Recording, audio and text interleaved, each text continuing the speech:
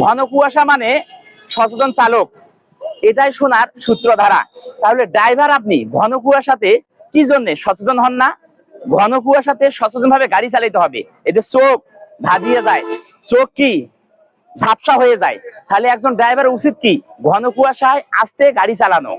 তাহলে সিরিয়ালে একটি ট্রাকের পিছনে আরেকটি ট্রাক যাবে, তাহলে কি দুর্ঘটনা হওয়ার সম্ভাবনা কম থাকবে। আর যদি এককভাবে গাড়ি যদি চালান তাহলে দেখবেন যে ঘন কুয়াশায় আপনার গাড়িও এই অবস্থায় কি পড়তে পারে।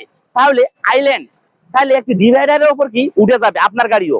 তাহলে এই দুর্ঘটনা থেকে শিক্ষা অর্জন করতে হবে, এই দুর্ঘটনাটি মনে রাখতে হবে, যাতে পরবর্তীতে নেক্সটে আপনার যদি এই অবস্থা যদি না যদি হয়। তাহলে সচেতন হন, সচেতন হলে বাংলাদেশের সড়ক হবে নিরাপদ। কারণ এই সড়ক নিরাপদ করতে হলে সকলের সম্মিলিত প্রচেষ্টায়, যাত্রী এবং ড্রাইভার সবার সম্মিলিত প্রচেষ্টায় একটি সড়ককে নিরাপদ করতে হবে।